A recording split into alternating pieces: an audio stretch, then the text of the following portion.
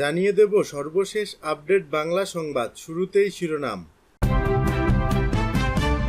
শুরুতেই জানিয়ে দেব সবখানে সেনাবাহিনীকে ম্যাজিস্ট্রেসি ক্ষমতা দেয়া ঠিক হয়নি, মির্জা ফখরুল।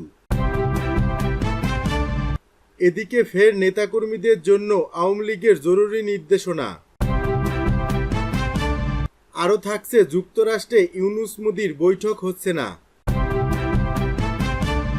জানাবো দিল্লিতে মেয়ের সঙ্গেই থাকছেন শেখ হাসিনা, ঘুরতে দেখা গেছে পার্কে, থাকছে বিস্তারিত প্রতিবেদন। এবং সর্বশেষ জানিয়ে দেব শেখ হাসিনার কোনো ক্ষমা নেই, জবাব তাকে দিতেই হবে, মির্জা ফখরুল। এতক্ষণ শুনছিলেন সংবাদ শিরোনাম, এখন থাকছে বিস্তারিত।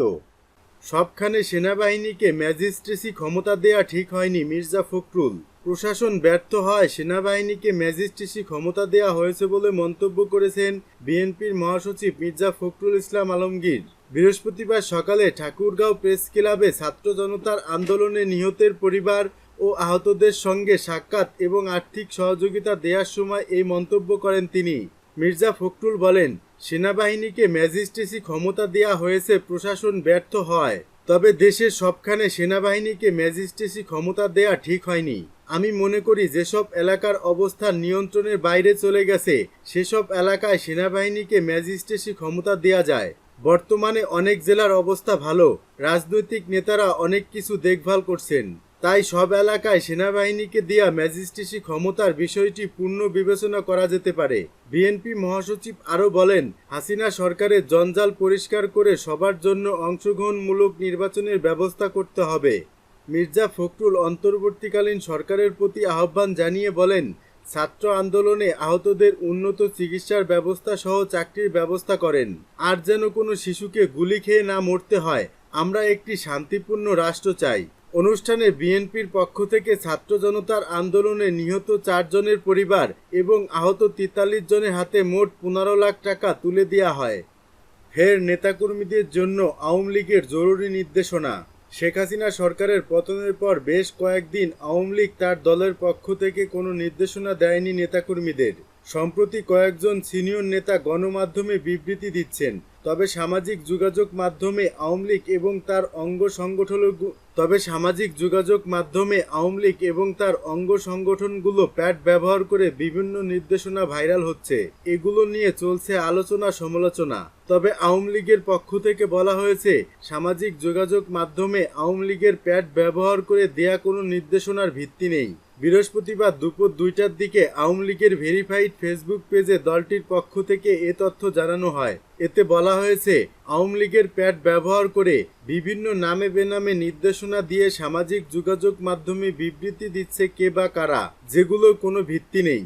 আওয়ামী লীগের Facebook page, Telegram channel, Twitter, YouTube চ্যানেলের বাইরেও অন্য কোনো সামাজিক মাধ্যমের পেজ বা মিডিয়া থেকেও যে কোনো দলীয় আপডেট আসলে তা অবশ্যই আওয়ামী লীগের যোগাযোগ মাধ্যম থেকে যাচাই করার জন্য সবাইকে বিনীত অনুরোধ করা হয়েছে। আওয়ামী লীগের নেতাকর্মী ও সমর্থকদের সঙ্গে সাংবাদিকদেরও দৃষ্টি আকর্ষণ করা হয়েছে পোস্টে। যুক্তরাষ্ট্রে ইউনূস মোদির বৈঠক হচ্ছে না। জাতিসংঘ সাধারণ পরিষদের আসন্ন অধিবেশনের ফাঁকে বাংলাদেশের অন্তর্বর্তী সরকারের প্রধান উপদেষ্টা ডক্টর মোহাম্মদ ইউনূসের সঙ্গে ভারতের প্রধানমন্ত্রী নরেন্দ্র মোদির বৈঠক হতে পারে বলে অনেকেই ধারণা করছিলেন। তবে তা হচ্ছে না বলে জানিয়েছেন হিন্দুস্তান টাইমস, লাইভ স্ট্রিম সহ একাধিক ভারতীয় সংবাদ মাধ্যম। জাতিসংঘের সাধারণ সভায় যোগ দিতে আগামী সপ্তাহে নিউ ইয়র্কে যাচ্ছেন দুই নেতাই। ডক্টর মোহাম্মদ ইউনূস এ সময় মার্কিন প্রেসিডেন্ট জো বাইডেন সহ একাধিক রাষ্ট্রনেতার সঙ্গে বৈঠক করবেন বলে বলা হচ্ছে। তবে নরেন্দ্র মোদির সঙ্গে তার দ্বিপাক্ষিক আলোচনা হচ্ছে বলে দেশটির পররাষ্ট্র মন্ত্রণালয়ের বরাতে এ খবর প্রকাশ করেছে হিন্দুস্তান টাইমস। ভারতীয় এক কর্মকর্তা হিন্দুস্তান টাইমসকে বলেছেন, নিউ ইয়র্কে সাধারণ পরিষদের অধিবেশনের ফাঁকে কিছু দ্বিপাক্ষিক বৈঠক হবে বলে আশা করা হচ্ছে। তবে বাংলাদেশের অন্তর্বর্তীকালীন সরকারের প্রধান উপদেষ্টা ডক্টর মোহাম্মদ ইউনূসের সাথে কোনো বৈঠক তার শিডিউলে নেই। সম্প্রতি ভারতের সংবাদ সংস্থা পিটিআইকে সাক্ষাৎকার দেয় প্রধান উপদেষ্টা। ওই সাক্ষাৎকার গত 6 সেপ্টেম্বর প্রকাশিত হয়। এতে ডক্টর মোহাম্মদ ইউনূস তিনি জাতিসংঘের সাধারণ পরিষদের অধিবেশনের ফাঁকে ভারতের প্রধানমন্ত্রী নরেন্দ্র মোদীর সঙ্গে সাক্ষাতের চেষ্টা করবেন। তিনি সাধারণ পরিষদের অধিবেশনের ফাঁকে সার্ক রাষ্ট্রপ্রধানের সঙ্গেও একটি ফটো সেশনে যোগ দেওয়ার চেষ্টা করবেন। এ বিষয়ে অধ্যাপক মোহাম্মদ ইউনূস বলেছিলেন, নিশ্চয়ই আমরা সাক্ষাতের চেষ্টা করব। যদি সার্কের সব রাষ্ট্রপ্রধান একত্র হন ও ফটো সেশনে অংশ নেন, আমিও চেষ্টা করব তাদের সাথে সাক্ষাৎ করতে। হিন্দুস্তান টাইমস বলেছে, সম্প্রতি ঢাকার নানা মন্তব্য দিল্লি সন্তুষ্ট নয়, তাই বৈঠকের বিষয়ে আগ্রহী নয় দিল্লি। আবার বিশ্লেষকদের মতে, দুই নেতার মধ্যে বৈঠক হলে দিল্লিতে শেখ হাসিনার অবস্থান নিয়ে আলোচনা হতে পারে তাদের মধ্যে। এ নিয়ে আপাতত এখন কথা বলতে চাইছে না দিল্লি। দিল্লিতে মেয়ের সঙ্গেই থাকছেন শেখ হাসিনা, ঘুরতে দেখা গেছে পার্কে। গত 5 আগস্ট ক্ষমতাচ্যুত হন বাংলাদেশের সাবেক প্রধানমন্ত্রী শেখ হাসিনা। ওই দিনই বোন শেখ রেহানাকে সঙ্গে নিয়ে দেশ ছাড়েন তিনি, পালিয়ে যান ভারতে। তখন থেকে দেশটিতে অবস্থান করছেন আওয়ামী লীগ সভাপতি। ভারতের কোথায় তিনি আছেন সেই স্থানের নাম প্রকাশ্যে আসেনি। এর মধ্যে বুধবার যুক্তরাজ্য ভিত্তিক সংবাদ মাধ্যম ফিনান্সিয়াল টাইমস শেখ হাসিনার বিষয়ে চাঞ্চল্যকর খবর দিয়েছে। সংবাদ মাধ্যমটি জানিয়েছে, ভারতের রাজধানী দিল্লিতে মেয়ে শাইমা ওয়াজেদ পুতুলের সঙ্গে থাকছেন শেখ হাসিনা। এমনকি তাকে কিছু লোকজন নিয়ে দিল্লির অন্যতম অভিজাত পার্ক লোদি গার্ডেনেও ঘুরতে দেখা গেছে। গত 5 আগস্ট ছাত্র জনতা যখন এক দফা দাবিতে গণভবনের দিকে মিছিল সহকারে এগিয়ে যাচ্ছিল, তখন শেখ হাসিনা বাংলাদেশের একটি সামরিক বিমানে করে ভারতে পালিয়ে যান। ভারতের গাজিয়াবাদের কাছে একটি বিমান বাহিনীর ঘাঁটিতে শেখ হাসিনা ও শেখ রেহানাকে নামিয়ে দিয়ে দেশে ফিরে ওই বিমানটি।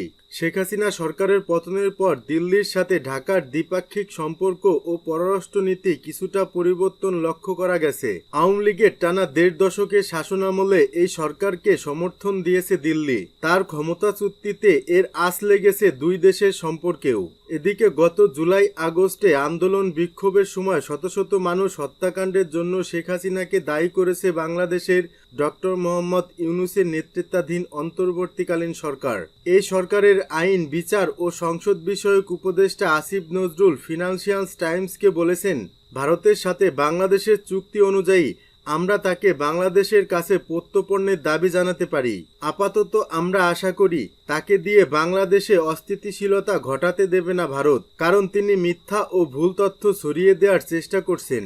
শেখ হাসিনা পালিয়ে যাওয়ার পর প্রধান উপদেষ্টা ডক্টর মোহাম্মদ ইউনূস বলেছেন, বাংলাদেশ তাকে ফিরিয়ে আনা না পর্যন্ত ভারত যদি তাকে রাখতেই চায়, তবে সেক্ষেত্রে শর্ত থাকবে তাকে চুপ থাকতে হবে। ভারতের সাবেক প্রধানমন্ত্রী মনমোহন সিং সরকারের সময় দায়িত্ব পালন করা সাবেক পররাষ্ট্র সচিব এবং জাতীয় নিরাপত্তা উপদেষ্টা শিবশঙ্কর মেনন বলেছেন, প্রতিবেশী দেশ থেকে ভারতে পালিয়ে আসার অনেক নজির রয়েছে। আমরা সবসময় তাদের থাকার অনুমতি দিয়েছি এবং বেশিরভাগ ক্ষেত্রেই তারা আমাদের ইচ্ছাকে সম্মান করে রাজনৈতিক কার্যকলাপ থেকে দূরে থেকেছে। শেখ হাসিনার কোনো ক্ষমা নেই, জবাব তাকে দিতেই হবে, মির্জা ফখরুল। বিএনপির মহাসচিব মির্জা ফখরুল ইসলাম আলমগীর বলেছেন, শেখ হাসিনার কোনো ক্ষমা নেই। সে জাতিকে ধ্বংস করেছে, সুতরাং জবাব তাকে দিতেই হবে। যে অপরাধগুলো তৈরি করেছে সে অপরাধগুলোকে বলা হয় মানবতা বিরোধী অপরাধ। এ মানবতা বিরোধী অপরাধে তার বিচার হবে।